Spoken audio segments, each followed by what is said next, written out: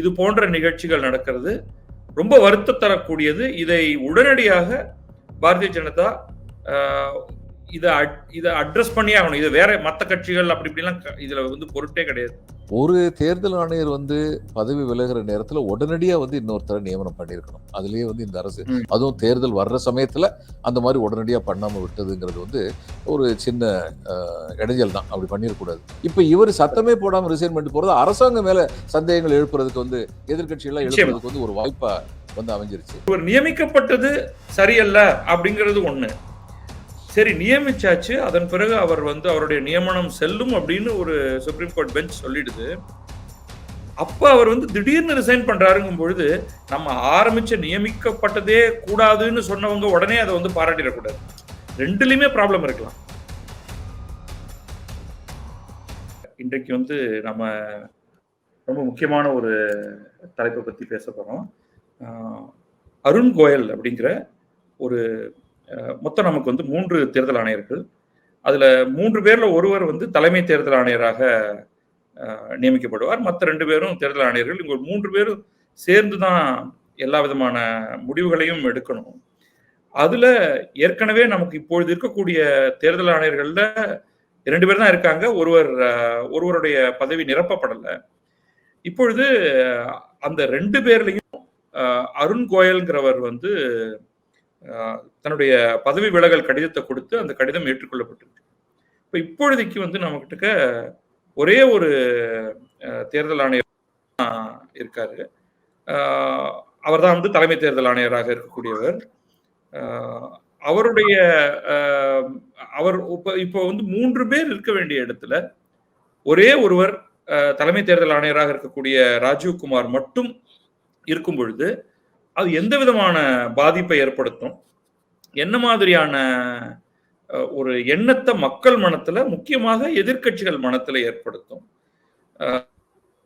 ஏன்னா நம்ம ஜஸ்டிஸ், நீதியை பற்றி சொல்லும் பொழுது நீதி நடக்கிறது மட்டுமில்ல, நீதி நிலைநாட்டப்பட்டிருக்கிறதுங்கிற எண்ணத்தையும் மக்கள்கிட்ட தோற்றுவிக்கணும் அப்படிங்கிற ஒரு கூற்று ஒன்று சொல்லுவோம். அதே மாதிரி தேர்தல் நடக்கிறது நியாயமாக நடக்கிறதா இல்லையா, நியாயமாக நடக்கிறது என்று வைத்துக் கொள்வோம். ஆனாலும் தேர்தல் நியாயமாக நடக்கிறது என்ற எண்ணத்தையும் எல்லாரிடமும் ஏற்படுத்தணும். அப்ப தேர்தல் ஆணையத்தில் இந்த மாதிரியான விஷயங்கள் நடக்கும் பொழுது அது ஒரு பெரிய பாதிப்பை தான் ஏற்படுத்தும். முக்கியமாக சமீப காலமாக இல்ல வெகு நாட்களாகவே நமக்கு இந்த தேர்தல் வாக்குப்பதிவு எந்திரத்தின் மீது பல்வேறு விதமான குற்றச்சாட்டுகள் இருக்கு. என்னுடைய ஓரளவுக்கான அந்த தொழில்நுட்ப பின்னணியிலையும் இந்த தேர்தல் வாக்குப்பதிவு எந்திரத்தை டிசைன் செய்தவர்களோட பேசினது, நேரடியாக ஐஐடி டெல்லி ப்ரொஃபசர் ஒருவர் நான் நேராக பேசியிருக்கேன். அவர் அதோடைய டிசைன்ல ஈடுபட்டவர். அதை இப்போ அவர் ரிட்டையர் ஆனாலும் அவர் கோர்ட்ல எல்லாம் அதை டிஃபெண்ட் பண்றதுக்கு அவர் பல சமயங்கள்ல அவர் அழைக்கப்பட்டிருக்கிறார். ஆனா ஒரு தேர்தல் வாக்குப்பதிவு எந்திரத்தையும் தாண்டியது, தேர்தல் நடத்துதல் அப்படிங்கிறது.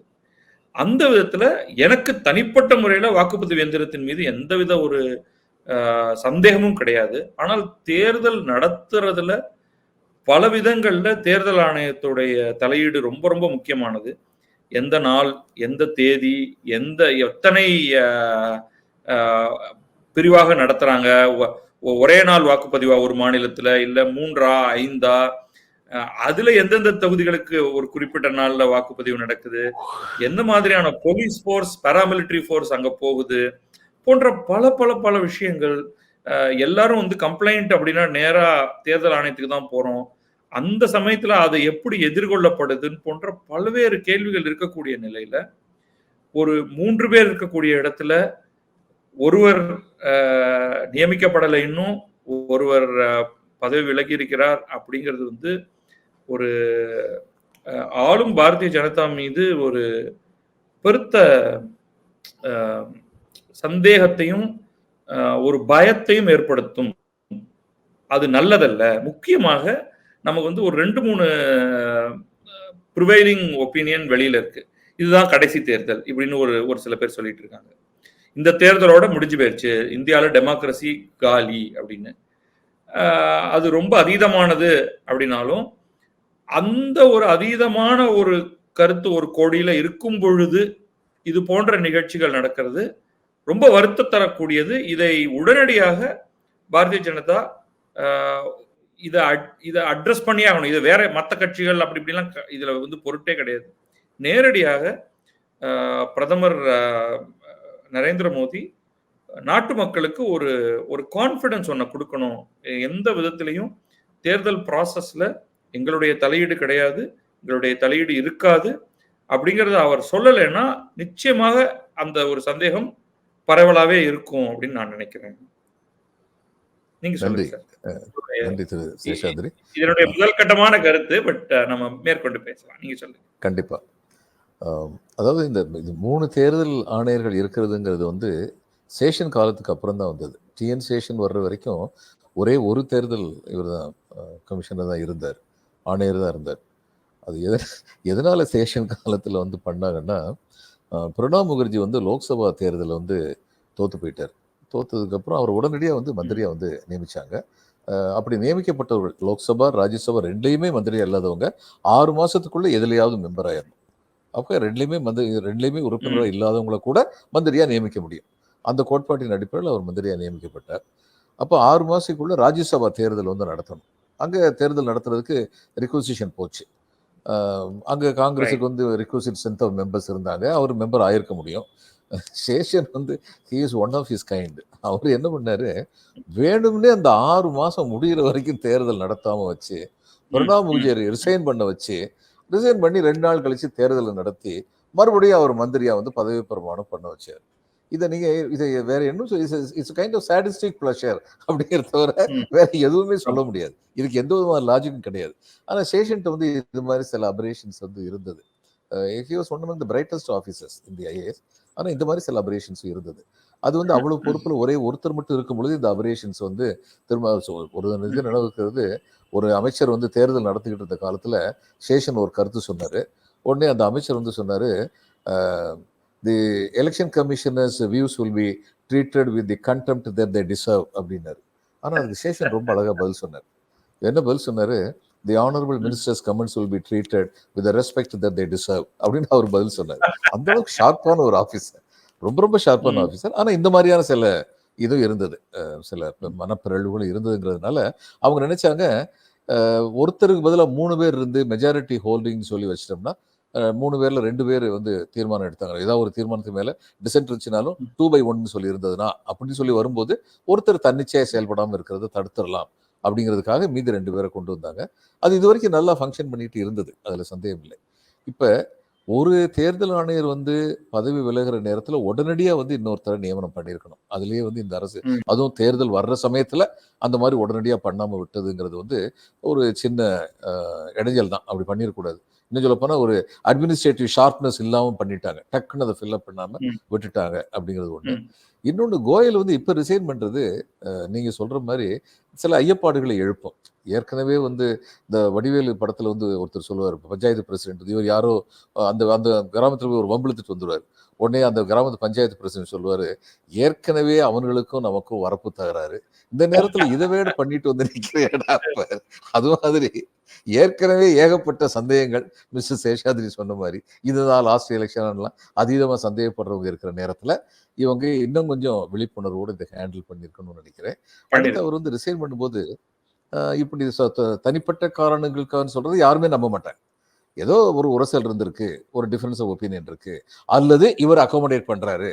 ஏன்னா ஏற்கனவே இவர் வந்து he was a chosen angel by these people. அவருக்கு டிசம்பர்ல ரிட்டையர்மெண்ட் இருக்கும்பொழுது நவம்பர்லேயே வந்து அவர் ரிசைன் பண்றாரு. அடுத்த நாளே வந்து எலெக்ஷன் கமிஷனராக போடுறாங்க. ஆனா அந்நியாருமே வந்து சுப்ரீம் கோர்ட் வந்து சொன்னாங்க, இது என்னது ரொம்ப வேடிக்கையா இருக்கு, இன்னைக்கு ரிசைன் பண்ணிட்டு நாளைக்கு போடுறாங்க, இவரை விட்டு அவர் ஆளே கிடையாதான்னு சொல்லும்போது இன்னொன்னு அப்சர்வ் பண்ணாங்க. ஆனால் இந்த தனிப்பட்ட அதிகாரியுடைய நேர்மையும் நன்னடத்தையும் பற்றி நாங்கள் எந்த கேள்வியும் எழுப்பவில்லை அப்படின்னு ரொம்ப கிளியரா சொன்னாங்க. இந்த ஆஃபீஸர் வந்து எந்த அளவுக்கு சரியான ஆஃபீஸர் இருக்கான்னு சொன்னாங்க. இந்த சூழ்நிலையில என்னுடைய ஹெல்த் கிரவுண்ட்ஸில் நான் வந்து ரிசைன் பண்ணேன்னு சொல்றது யாரும் நம்ப மாட்டாங்க. இதுல கொஞ்சம் வெளிப்படைத்தன்மையோடய சொல்லிடலாம். இது சொல்லுவாங்க, அதாவது 2 பேர் சண்டை போட்டா ஒருத்தர் ரைட்டு இன்னொருத்தர் ராங்னு சொல்லி இருக்க வேண்டியதில்லை. இப்போ இது கல்யாணமான ஜோடியை பத்தி சொல்லுவாங்க, 2 good people who are not suitable for each other. 2 பேருமே நல்லவங்களா இருப்பாங்க, they are not suitable for each other அப்படிங்கிற மாதிரி இருக்கும். அந்த மாதிரி தான் காரணம். எனக்கு சில கருத்து வேறுபாடுகள் இருந்தால் ஒரு ப்ராப்ளத்தை எப்படி அப்ரோச் பண்றதுங்கிறதுல, அந்த ப்ராப்ளத்தை அப்ரோச் பண்ணதை பேசிக் இஷ்யூல வந்து சீஃப் எலெக்ஷன் கமிஷனருக்கும் எனக்கும் எப்படி போனோம் அப்படிங்கிறதுல எந்த விதமான கருத்து வேறுபாடும் கிடையாது. ஆனா ஹேண்டில் பண்ற விதத்தில் நாங்க 2 பேரும் வேறுபட்டு இருந்தோம். 2 பேர் மட்டும் இருந்தோம்னா 3வது ஆள் இல்லாத போது திரும்ப பிரச்சனை வருங்கிறதுக்காக நான் போயிட்டேன் அப்படின்னு கூட ஒரு ஓப்பனா சொல்லியிருக்கலாம். அப்படி இருந்திருந்தால் what ever be the reason. இப்ப இவர் சத்தமே போடாம ரிசைன் பண்ணிட்டு போறது அரசாங்கம் மேல சந்தேகங்கள் எழுப்புறதுக்கு வந்து எதிர்கட்சியெல்லாம் எழுப்புறதுக்கு வந்து ஒரு வாய்ப்பா வந்து அமைஞ்சிருச்சு. அதை அவாய்ட் பண்ணியிருந்தாருன்னா நல்லா இருந்திருக்கும். இன்னும் கொஞ்சம் நாள் இருக்கு. இதுலயே இன்னொன்னு நான் நோட்டீஸ் பண்றது வந்து, நான் இது உடனே இவர் ரிசைன் பண்ண உடனேயே என்னென்ன ஒரு ஹைபோதசிஸ்லாம் வருது அப்படின்னு பார்த்தா, இன்னொரு பக்கம் வந்து இந்த அசோசியேஷன் ஃபார் டெமோக்ராட்டிக் ரிஃபார்ம்ஸ்ங்கிறவங்க வந்து ஏடிஆர்னு அவங்க இவரை முதல்ல அப்பாயிண்ட் பண்ணிருக்கவே கூடாதுன்னு அவங்க ஒரு கேஸ் போட்டிருக்காங்க. ரைட், அந்த சுப்ரீம் கோர்ட்டுக்கு போச்சு. அந்த கேஸ் வந்து அப்புறம் சுப்ரீம் கோர்ட் அதை டிஸ்மிஸ் பண்ணிச்சு. இப்ப அவங்க வந்து ரொம்ப வரவேற்றிருக்காங்க இவர் வந்து ரிசைன் பண்ணது. இவர் எதுக்காக இவர் நியமிக்கப்பட்டார், அதன் பிறகு இவர் வந்து எதுக்காக இவர் ரிசைன் பண்றார் அப்படிங்கிறத விட்டுட்டு ஒரு தெரிச even in the third party ஸ்பேஸ்னு வச்சுப்போம். நாட் ஜஸ்ட் ஒரு ஆளும் கட்சி எதிர்கட்சிங்கிறதை தாண்டி சில என்ஜிஓக்கள் அவங்களுக்கு என்ன காரணங்கள், டெமோக்ராட்டிக் ரிஃபார்ம்ஸ்ங்கிறது என்னன்னு அப்படின்னு நம்ம பேசினாலும், ஒருவர் நியமிக்கப்பட்டது சரியல்ல அப்படிங்கிறது ஒண்ணு. சரி, நியமிச்சாச்சு, அதன் பிறகு அவர் வந்து அவருடைய நியமனம் செல்லும் அப்படின்னு ஒரு சுப்ரீம் கோர்ட் பெஞ்ச் சொல்லிடுது. அப்ப அவர் வந்து திடீர்னு ரிசைன் பண்றாருங்கும் பொழுது நம்ம ஆரம்பிச்ச நியமிக்கப்பட்டதே கூடாதுன்னு சொன்னவங்க உடனே அதை வந்து பாராட்டிடக்கூடாது. ரெண்டுலயுமே ப்ராப்ளம் இருக்கலாம். யார் நியமிக்கப்படணும் அப்படிங்கிறதுல ஒரு பெரிய நார்ம்ஸ் நம்ம கிட்ட இல்ல. அதே மாதிரி நியமிக்கப்பட்டதுல ஒரு அவர் மேல ஒரு சில கொஸ்டின் மார்க்னா நீங்க சொன்ன மாதிரி அவருடைய நடத்தை மேல பிரச்சனை இல்லை, பட் ஆப்டிக்ஸுக்கு இவங்கெல்லாம் இருக்கக்கூடாது அப்படின்னு கூட நம்ம நினைக்கலாம். இப்ப நீங்க ஒரு சர்விங் ஆபீசர் அப்படியே வந்து முன்னாடி அதுதான் நடந்துகிட்டு இருந்தது, ஒரு சர்விங் ஐஏஎஸ் ஆபீசர் மூவ் பண்றது. அதுக்கப்புறமா வந்து நம்ம அதுலயே நிறைய ரிஃபார்ம்ஸ் கொண்டு வரணும். இப்ப ஈவன் இதுல இருந்து கொஞ்சம் நகர்ந்து போய் பாத்தீங்கன்னா, ஒரு சர்விங் ஜட்ஜ், ஒரு ஹைகோர்ட் ஜட்ஜ் ரிசைன் பண்ணிட்டு நான் பார்ட்டியில சேருவேன் அப்படின்னு சொல்றது வந்து இட்ஸ் எக்ஸ்ட்ரீம்லி கன்சர்னிங். அது எந்த கட்சியா இருந்தாலும் அதுல வந்து ஒரு நம்மளுடைய எக்ஸ்பெக்டேஷன் ஜுடிஷியரி எப்படி இருக்கணும் அப்படிங்கிறதுக்கு நமக்கு ஒரு வரைமுறை நம்ம மனசுக்குள்ள, நான் சொல்றது வந்து கட்சி சார்பற்ற ஒரு இன்டெலிஜென்சியாவுக்குன்னு ஒரு வியூ இருக்கு, அதை மீறதாக ஆகிறது. அதே மாதிரிதான் எலெக்ஷன் கமிஷனும். இப்ப ஜஸ்ட் நம்ம இமேஜின், நம்ம அதுவும் நமக்கு பார்த்திருக்கோம், ஒரு எலெக்ஷன் கமிஷனர் தன்னுடைய பதவி காலம் முடிந்த உடனே ஒரு கட்சியில சேர்றாருங்கும் பொழுது அது ஒரு பெரிய ஒரு கவலையை ஏற்படுத்தும். அப்ப நீங்க பதவியில இருந்த போது நீங்க என்ன பண்ணீங்க அப்படிங்கிற ஒரு கேள்வி ஒண்ணு வரும். இதுல இன்னொரு பக்கம் நேரம் நம்ம அப்ப அமெரிக்கா மாதிரி ஒரு இடத்துக்கு போயிடும், எல்லாமே கட்சி சார்புள்ள பதவி தான். ஜட்ஜஸை நியமிக்கும் போதே அவர் வந்து டெமோக்ராட்டிக் பிரசிடென்ட் அப்பாயிண்ட் பண்றாரா, ரிப்பப்ளிகன் பிரசிடென்ட் அப்பாயிண்ட் பண்றாரா, அவங்களை கிரில் பண்ணும்பொழுது அவங்களுடைய வியூஸ், அவங்க வந்து கார்டு கேரிங் மெம்பர், இதெல்லாம் அங்க நடக்கிறத பாக்குறோம். அங்கேயும் வந்து எலெக்ஷன் கமிஷனர்ஸ் எல்லாமே வெவ்வேறு ஒரு ஃபெடரேஷன், ஒரு அந்த எலெக்ஷன் நடத்துறதுக்கு ஈச் ஸ்டேட்டுக்குன்னு தனித்தனி அபிஷியல்ஸ், அவங்கள அந்த ஸ்டேட் யாரு அங்க பவர்ஃபுல்லா இருக்காங்களோ எந்த கட்சியோ அவங்க தான் நியமிக்கிறாங்க. ஆனால் அதை யாருமே அந்த நாட்டில் கொஸ்டின் பண்றதே கிடையாது. ஏன்னா அது அவங்களுடைய நாம், என்னுடைய கட்சியை சேர்ந்தவர், என்னுடைய கருத்தை சேர்ந்தவர், அவரை நான் நீதிபதியாக நியமிக்கிறேன் அப்படின்னு சொல்லக்கூடிய அதே கட்டத்திலேயே அவங்க வந்து அந்த ப்ராசஸ் மேல நம்பிக்கை வைக்கிறாங்க. ப்ராசஸ்ல பிரச்சனை இருக்கா, நீங்க வயலேட் பண்றீங்களா, நான் வந்து இந்த லாவை நான் டெஸ்ட் பண்ணுவேன், நீங்க பண்ற உங்களுடைய ஒவ்வொரு முடிவையும் நான் டெஸ்ட் பண்ணுவேன், அதுக்கு எனக்கு கோர்ட் இருக்கு, நான் நியமனத்தை கேள்வி கேட்க போறது இல்ல, ஆனா நீங்க நியமிச்ச பிறகு நீங்க பண்ணக்கூடிய ஒவ்வொரு டிசிஷனையும் நான் கேள்வி கேட்பேன். சம்ஹவ் நாம வந்து நேரா அந்த இடத்துக்கு நகர்ந்துட வேண்டிய ஒரு கட்டாயம் இன்னைக்கு வந்துருச்சோ அப்படின்னு நான் நினைக்கிறேன். நீங்க வெளிப்படையா உங்களுடைய கலரை காமிச்சிருங்க, ஓகே, அதை நான் நியமிக்கிறேன், இவர் வந்து இவருங்க இந்த கட்சியை சேர்ந்தவருங்க, அவரை நான் வந்து நீதிபதியா நியமிக்கிறேன் அப்படின்ட்டு. ஆனா நீங்க என்ன உங்களுடைய வேர்டிக்ட் என்ன, அதை நான் கொஸ்டின் பண்ணுவேன். அதோடைய உண்மைத்தன்மை என்ன, அதோடைய அதுல சார்பு இருக்கா அப்படிங்கிறத. ஸோ நம்ம வந்து ஒரேடியா நம்ம வந்து அந்த மாதிரியான ஒரு அமெரிக்க நடைமுறைக்கு நம்மளால போக முடியுமா? ஏன்னா இந்த மாதிரியான கேள்விகள் வந்துகிட்டே இருக்கு நமக்கு. இது நிக்க போறதில்ல. ஒவ்வொரு சுப்ரீம் கோர்ட் நீதிபதியோட நியமனம், கலீஜியமே வந்து நீதிபதியை தேர்ந்தெடுக்கலாமா? அரசுக்கோ அல்லது வந்து ஆட்சி செய்யக்கூடிய மக்களால் தேர்ந்தெடுக்கப்பட்ட பிரதிநிதிகளுக்கு அல்லவா அந்த அதிகாரம் வேண்டும்னு ஒரு டசில் ஒன்று ஓடிட்டு இருக்கு. அதோடைய இதுதான் நம்ம வந்து இப்ப வந்து யார் எந்த குழு எலெக்ஷன் கமிஷனர்ஸை நியமிக்கணும். நாளைக்கு லோக்பால் அது ஒரு பல் பிடுங்கப்பட்ட பாம்பா இருக்கு. அது ஒழுங்கா உருப்படியா ஏதாவது ஒன்று ஏற்படுதுன்னா அவரை யார் நியமிக்கணும்? இந்த கேள்விகள் தொடர்ந்து வந்துகிட்டு இருக்கும் பொழுது நம்ம இதுக்கான ப்ராசஸ அடிப்படையிலே நம்ம அதை வேற மாதிரி யோசிக்கணுமா? அரசியல் நோக்கிலிருந்து பார்க்கும்பொழுது கருத்து கணிப்புகள் மட்டும் இல்லாம பொது அறிவுஜீவிகள்கிட்ட பேசும் பொழுதும் இந்த அரசு ஜெயிக்கிறதுக்கான இந்த தேர்தலில் ஒரு பெரிய கஷ்டம் எதுவும் இருக்க போறது இல்லைங்கிற மாதிரி தோணுது. அப்ப நீங்க நான் வந்து இதை எந்த மாதிரி பாக்குறேன்னா, நீங்க வந்து டிங்கரிங் பண்ணணுங்கிற அவசியமே இல்லை. நான் அவங்க டிங்கரிங் பண்றாங்க இல்லை அப்படின்னு நான் சொல்லலை. ஒரு ஸ்டெப் பின்னாடி வந்து நின்றுட்டு இது ஒரு இப்ப நம்ம ஒரு கிரிக்கெட்டை ஒரு அனாலஜியா எடுத்துக்கோம். வலுவான ஒரு அணி, வலுவற்ற ஒரு அணி இருக்க போற நேரத்துல இப்ப முன்னெல்லாம் நம்ம சொல்லுவோம் இந்த பாகிஸ்தான்ல அம்பையரிங் அப்படிங்கிறது வந்து எப்பவுமே அவர் ஜாவித் மியானடுக்கு எல்பிடபிள்யூ கொடுக்க மாட்டாங்க அப்படின்னு. அந்த நியூட்ரல் அம்பையர்ஸ்ங்கிற ஒரு கான்செப்ட் வர்றதுக்கு முன்னாடி அப்படிப்பட்ட நிலையில நீங்க ஸ்ட்ராங். அப்ப நீங்க ஏன் வந்து ப்ராசஸ்ல கேள்வி எழுப்பக்கூடியது மாதிரியான ஒரு நிலையை ஏற்படுத்தணும், ஒரு எக்ஸ்ட்ராவா. உங்க மேல வந்து உங்களுக்கு எந்த விதமான பயமும் இல்லைன்னா நீங்க அப்சல்யூட்லி நியூட்ரல். ஏன்னா ப்ராசஸ் இஸ் பாரமவுண்ட். அது கரெக்டா நடக்கணும். அப்படிங்கும் பொழுது நீங்க ஏன் வந்து இந்த மாதிரியான இந்த ஆப்டிக்ஸ்ல நீங்க ஏன் வந்து இதுக்கு இடம் கொடுக்குறீங்க? இப்ப நான் முதல்ல சொன்னேன் இல்லையா, டெமோக்ரஸி செத்து விட்டது அப்படின்னு ஒருத்தர் சொல்லும் பொழுது நீங்க சொல்றதுக்கு இடம் கொடுக்குறீங்க. ஒரு 2-3 ஆட்டிடியூட் நீங்க எடுத்துக்கலாம். ஒரு பக்கம் வந்து ஐ டோன்ட் கேர், நான் பண்றதெல்லாம் நான் பண்ணிட்டே இருப்பேன் அப்படிங்கிறது ஒண்ணு.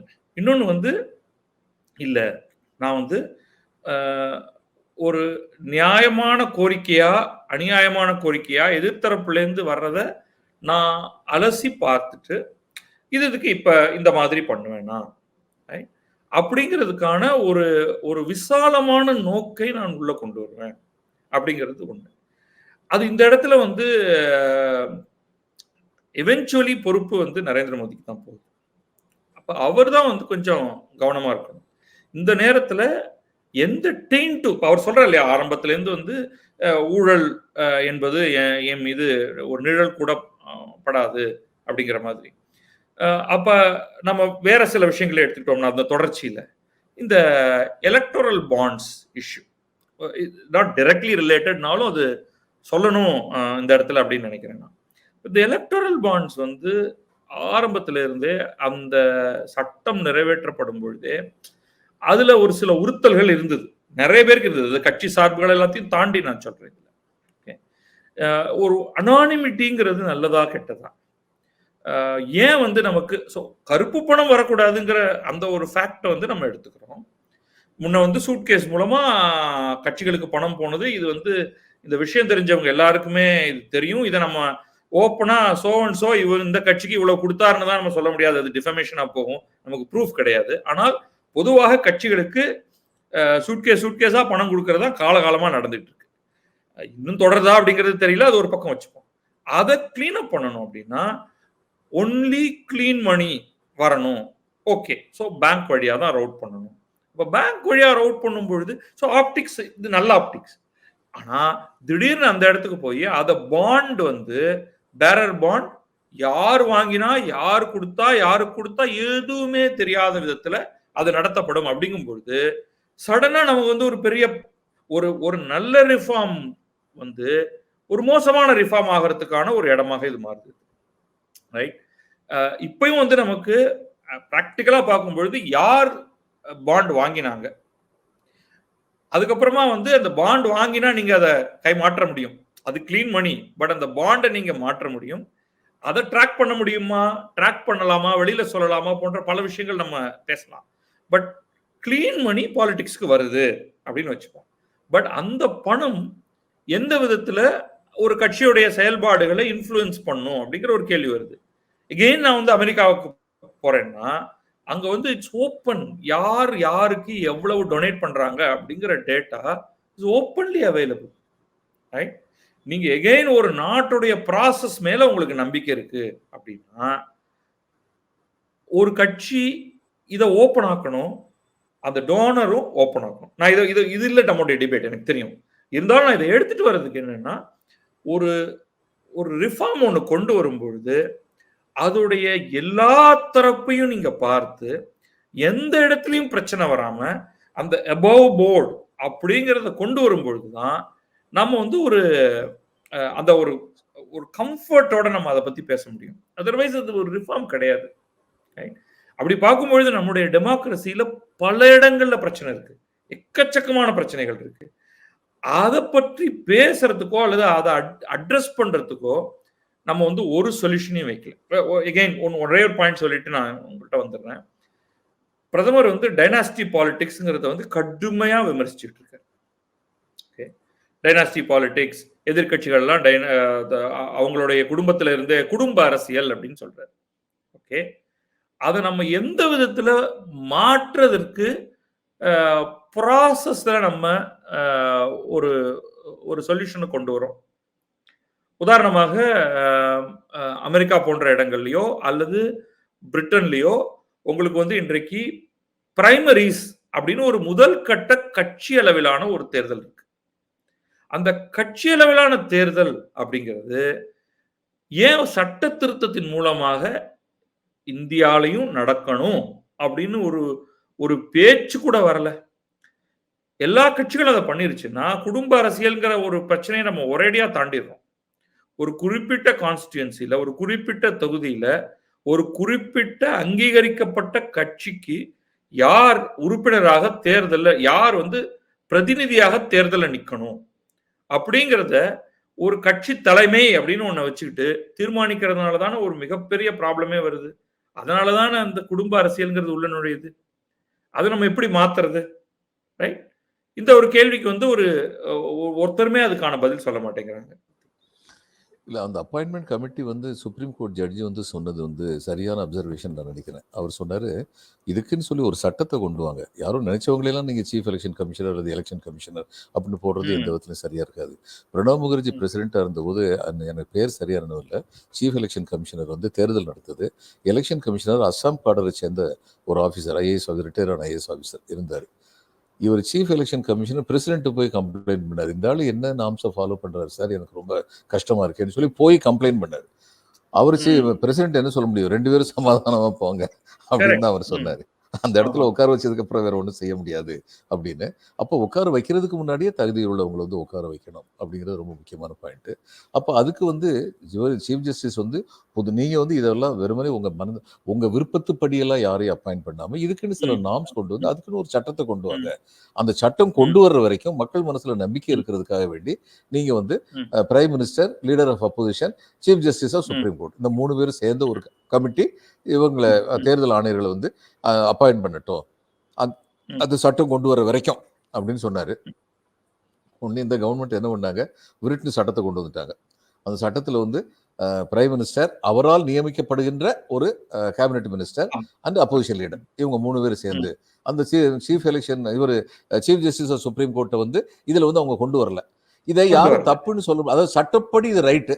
நீங்க சொன்னீங்க சட்டம் பெருசா தார்மீகம் பெருசான்னு பார்த்தா தார்மீகம் தான் பெருசு. அதனால இவங்க சீஃப் ஜஸ்டிஸ சேர்த்திருக்கணும், அது நல்லா இருந்திருக்கும். அப்படி இல்லாம விட்டதுனால இப்ப என்ன ஆகுதுன்னா, அங்கேயே அப்பாயின்மெண்ட்லயே உங்களுக்கு 2/3 மெஜாரிட்டி கிடைச்சிருது பிரைம் மினிஸ்டருக்கு. அவரும் அவரால் நியமிக்கப்பட்ட உறுப்பினராக உள்ள ஒரு அமைச்சரும் சேர்ந்து என்ன சொல்றாங்களோ அதுதான் அங்க நிக்க போகுதுன்னு சொல்லி வந்துருது. இப்படிப்பட்ட நீங்க ரொம்ப கரெக்டா நீங்க சொன்னதே தான் ஆங்கிலத்தில் scissors wife should not give rice to suspicion சொல்லி சொல்லுவாங்க. அது மாதிரி வந்து சீசருடைய மனைவி சந்தேகத்திற்கிடம், அவங்க கற்புக்கரசிங்கிறது மட்டும் பெருசு இல்லை, சந்தேகத்திற்கிடமில்லாமல் நடந்து கொள்ள வேண்டும்ங்கிறது அதை விட பெருசுன்னு சொல்லுவாங்க.